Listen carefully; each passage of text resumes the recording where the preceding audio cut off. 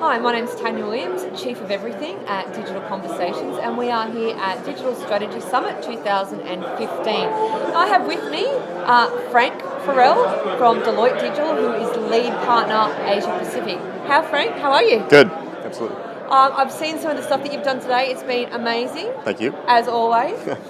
One of the comments that you made in the first session was, in the next 10 years, 40% of the Fortune 500 companies will be gone. Right. Explain more about that. Well, so if you think about in the 20th century, companies that got into the Fortune 500 tended to stay there 50 to 70 years. Yep. Because when you became a large company, you had access to capital, you had strong financial performance, you had a brand that endured and people stayed loyal to that.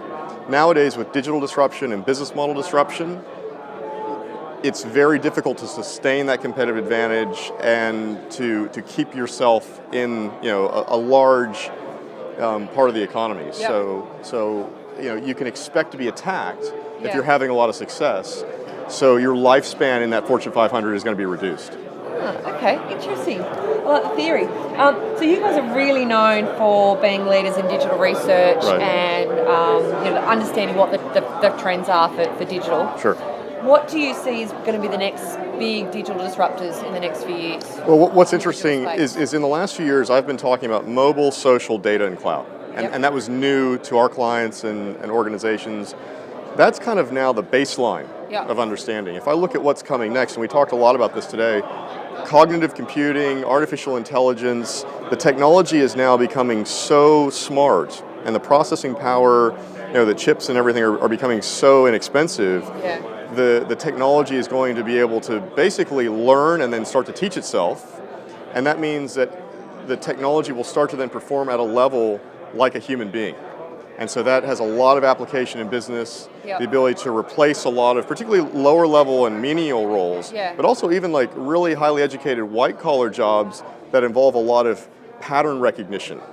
So Okay, we see yeah. that as the next thing coming through. Yeah. So how do you think that's then going to impact, obviously, on that job market? I suppose there's going to be new people, like those people will be used in other ways, perhaps, not necessarily Right. how they're being used now. So you're not going to be able to stay in the same kind of role for a long period of time. Yep. You're really going to have to do lifetime learning Yep. and education, and you're going to have to be very aware of what's happening in the market around you. So freelancers and independent contractors have had to be like this for a long time. Yeah. I think you'll see that coming into larger parts of the market, particularly in the white collar sector, where you're going to see a lot of disruption. Yeah, so it's not just being static, it's being very agile and continual learning. Adaptive. And adapting I think that and- the key word is adaptive. And someone made the comment today that it's not the strongest or the most intelligent that survives, it's the most adaptive. And I think that's Yeah. really key in the employment Yeah. market. And that seems to be a very common theme today with a lot of conversations that have been That's right. had around. Yeah, Absolutely. Cool. So how do you see the digital industry evolving over the next few years? Obviously, the digital changes so quickly. Right.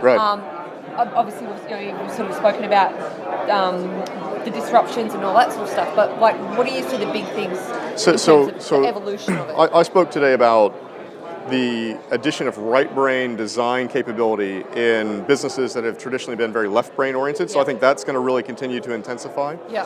I think that in Australia as well, there's now the beginnings of a startup community. And there's been a lot of things in terms of policy changes and Yep. how taxes are handled, which is improved, which means that the startup community in Australia is better, and that's going to encourage more people to come into that space. Being in a startup now is like being in a band was in the 90s. It's actually really cool, and people aspire to do that. So I think that's really important. I think one of the big challenges, though, is that we're not seeing children in school getting enough science and math education.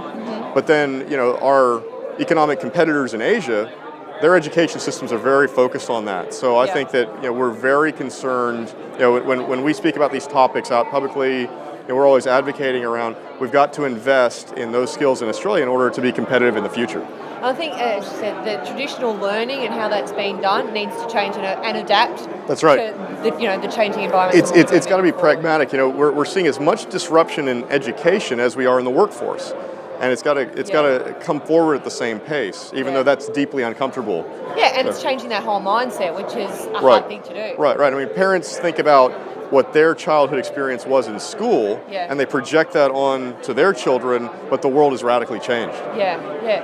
Really interesting stuff. I love where all this is going. I look forward to seeing how all this sort of evolves over the next few years, because I think that's the nature of the industry that we work in. Absolutely. It's continually evolving and changing and adapting. That's right. And I think it's really exciting times ahead for digital. It's exciting. It's somewhat scary, but I think Yeah. if you That's a stay good thing. if you That's stay a good plugged thing. in and you adapt, Yeah. you'll be fine. Yeah, Yep. love it. Cool. Thank you so much for chatting to us. Thank you. Thanks, Frank. All right.